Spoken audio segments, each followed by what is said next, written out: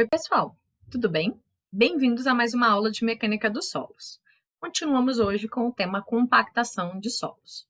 Nas nossas duas últimas aulas, nós falamos um pouquinho sobre esse tema e abordamos os tópicos de importância da compactação, os principais pontos a serem observados, os ensaios que nós realizamos, a execução desse ensaio de compactação Proctor e também a execução do ensaio de índice de suporte Califórnia. Hoje nós vamos falar um pouquinho sobre a compactação em campo. Então vamos lá começar? Importante, antes da gente falar sobre esse tipo de compactação, é saber que para que o comportamento seja o desejado, é necessário que o material de campo seja semelhante ao que foi encaminhado para o laboratório. Então, que eles mantenham as características semelhantes, em termos de granulometria, de condições de preparo, para que a gente possa ter o mesmo resultado. E que a umidade de compactação seja efetivamente a umidade que foi prevista, a umidade que foi designada. O tipo de compactação e a energia que também sejam semelhantes ao que foi utilizado em laboratório. Na aula de ensaio, nós falamos um pouquinho sobre os tipos de energia do ensaio Proctor, normal, intermediária e modificada, e eu mostrei para vocês a fórmula para cálculo da energia e qual era a energia correspondente a cada um desses ensaios. Então, é muito importante que a energia de campo seja correspondente àquela energia que foi utilizada para balizar o meu ensaio de laboratório, de onde eu tirei os parâmetros para trazer para o campo. Dentro da compactação em campo, ou seja, a compactação in situ, nós temos alguns tipos de compactação que variam também segundo o tipo de material que nós estamos utilizando. Então, nós temos a compactação estática, que pode ser realizada a compressão com um rolo liso ou por amassamento com um rolo PET carneiro. Nós temos uma compactação dinâmica, que pode ser por impacto ou vibratória. Nós temos uma compactação efetivamente vibratória e nós temos uma compactação vibroestática. Esses tipos de compactação, todas dependem do equipamento que estamos utilizando. O tipo de compactação, ele também é importante para que a gente possa balizar o resultado que nós temos, que nós vamos garantir com o solo. Por exemplo, solos muito granulares, uma compactação dinâmica de impacto, ela não funciona tão bem. Nós vimos isso quando falamos lá na aula de estrutura e textura dos materiais. E também na parte de granulometria. Os objetivos da compactação em campo são obter as condições especificadas e obter um material que tenha um comportamento desejado para minha resistência, para compressibilidade e deformabilidade, em termos de permeabilidade e também em termos de inchamento ou contração. Então, é muito importante que a gente tenha esses parâmetros adequados. Existem estudos que trabalham com compactações diferentes da compactação Proctor em laboratório, justamente para tentar se assemelhar a uma compactação estática, por exemplo, quando eu vou fazer o ensaio e comparar esse resultado com o que eu vou trabalhar em campo, por exemplo, se eu for utilizar um rolo liso. Então, existem estudos já que fazem tipos de compactação diferente em laboratório para tentar assimilar o máximo possível o tipo de compactação que eu vou replicar em campo. Isso também é muito importante a ser observado. Falando dos equipamentos de compactação em campo, vamos começar com o rolo PET carneiro. Ele é um dos equipamentos mais conhecidos e mais utilizados. É um equipamento que tem patas mais longas. A pata, pessoal, é essa parte aqui do meu rolo. Eu tenho patas com diversos formatos, diferentes alturas. Ele compacta o material de baixo para cima na camada. É desnecessário preparar a superfície para a próxima camada. Nós vemos aqui que o material ele já deixa a escarificação pronta, então as reentrâncias aqui fazem com que eu tenha uma aderência melhor da próxima camada. O cilindro é oco e pode ser preenchido com lastro de areia ou com água, permitindo assim regular a pressão que ele vai exercer.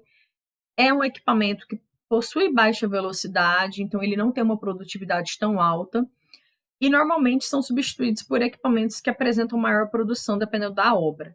Eles são adequados para solos coesivos, então se eu tenho solo coesivo, ele vai responder muito bem a essa compactação com o rolo PET carneiro. Um outro rolo muito conhecido em termos de pavimentação é o rolo pneumático.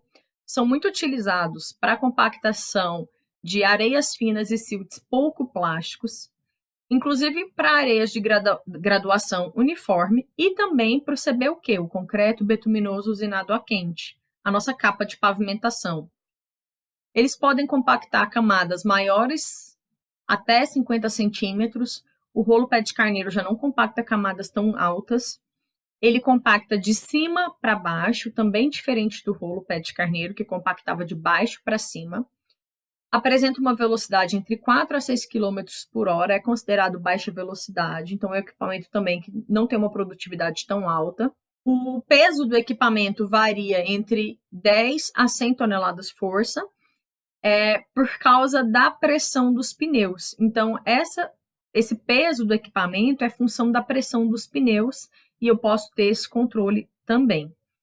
O aumento da pressão dos pneus ele tem que ser acompanhado por um acréscimo de peso no equipamento, para que eu não perca uma área de contato do pneu, né, com o material a ser compactado. Então, esse cuidado ele é muito importante quando se usa esse tipo de equipamento. É um equipamento muito comum em obras de pavimentação, justamente porque é utilizado para fazer a compactação do CBUQ. Um outro equipamento que nós vemos muito também em obras de aterros e principalmente também em obras viárias são os rolos lisos. São empregados para solos mais granulares, então britas, areias, pedregulhos, e no acabamento de camadas compactadas, ou seja, para selar a camada, sempre usa-se esse rolo liso. O equipamento tem um peso variando de 3 a 20 toneladas força. As camadas têm que possuir uma espessura pequena, inferiores a 20 centímetros, para que ele tenha uma efetividade, e ele apresenta uma velocidade maior do que 8 km por hora. Então, é um equipamento que apresenta um pouco mais de produtividade quando comparado aos demais. Aqui, nessa imagem, nós conseguimos visualizar a sequência. Então, aqui nós temos um rolo liso e atrás nós temos um rolo pneumático. Aqui na foto, na ampliação dessa foto, nós conseguimos ver melhor. Aqui, na verdade, é a pavimentação, né, de uma estrada. Então, ele também é muito utilizado nesse tipo de obra. Alguns problemas que nós podemos ter durante a compactação, pessoal. Para solos muito argilosos, nós temos uma dificuldade de secagem muito grande. Então, se o material está muito úmido em campo, esse solo ele demora mais para secar. Se eu umedecer ele demais, eu vou demorar mais ainda para secar. E temos dificuldade na homogeneização. As partículas são mais finas, então elas necessitam de mais água. A superfície específica é maior, então a gente precisa que a homogeneização seja feita de forma mais profunda. Solos muito úmidos também têm a formação de solos borrachudos, que são chamados. São solos que, ao ser compactados, eles não se compactam. Eles absorvem essa pressão e depois eles se voltam. Então, é como se eu apertasse e, à medida que eu tiro essa pressão, por exemplo, que o rolo deixa de passar, o solo volta à originalidade dele. É como se eu estivesse apertando uma borracha e soltando essa borracha. Eu vou comprimir a minha borracha e quando eu solto, ela volta para a posição original que ela estava. Então, o meu equipamento afunda, eu posso ter um empolamento lateral, que é a saída do solo para as laterais, ele praticamente volta a essa situação inicial. Então, foi o que eu falei, ele apresenta esse comportamento mais elástico. E a estrutura do material é afetada também. No caso desses solos muito úmidos, o que nós podemos fazer para tentar corrigir? Aerar as áreas de empréstimo, então de onde eu estou retirando essa amostra? Eu posso fazer escarificação, gradeamento, né? Então eu vou passar um trator com grades para poder fazer esse gradeamento, essa escarificação do material para permitir que a umidade possa sair. Eu posso fazer uma drenagem se o nível do lençol freático estiver muito alto, então eu posso utilizar valetas, trincheiras, para que eu drene essa água e diminua ali a altura do lençol freático para que o material fique mais seco. Eu posso proteger a superfície, então utilizar lona, camada asfáltica, a própria compactação para selar aquela camada e não permitir que entre água nesse material. Ou eu posso também realizar o secamento artificial, que é uma secagem em usina, mas é um procedimento um pouco mais caro, de um custo mais elevado, então ele é feito realmente em último caso. Se os solos estiverem muito secos, eu vou ter uma dificuldade para fazer a compactação, eles são difíceis de compactar. Então, é importante fazer a correção de umidade, irrigar, fazer a aspersão de água no local e gradear na própria praça, onde eu estou ali com o material. Então, fazer esse gradeamento, revolver a mistura para que ela, né, seja homogeneizada. Ou também eu posso fazer a irrigação na própria área de empréstimo, para que eu deixe esse material na umidade mais adequada. Também é possível fazer umedecimento por submersão. Então, eu posso escavar lateralmente, colocar água e essa água entra, né, interiormente no solo. Uma outra coisa que é muito importante quando se faz compactação é fazer o selamento da superfície, que é uma das formas de se utilizar o rolo liso. Eu vou fazer o selamento, eu vou passar esse rolo liso para encerrar o trabalho naquele dia, para selar a superfície, para evitar, por exemplo, que se chover, eu tenha um umedecimento e uma permeação de água ali naquela camada, atrapalhando ou prejudicando o trabalho que foi executado. Então, é muito importante fazer esse selamento com rolo liso ou com rolo de pneu, são os dois mais utilizados para esse tipo de selamento, e também deixar uma inclinação na minha praça de compactação, uma leve inclinação para que essa água não acumule, para que ela possa escoar e não ficar ali presa no local, prejudicando assim a compactação que foi realizada e o controle posterior da compactação. A cada camada de compactação, pessoal, é feito normalmente um controle. Nós vimos os ensaios dos índices físicos e vimos que temos 2 ensaios que são constantemente utilizados para controle de compactação, que são o método do SPEED e o frasco de areia. Podemos ainda utilizar outros métodos para fazer essa determinação de umidade e também para obter o peso específico aparente em campo.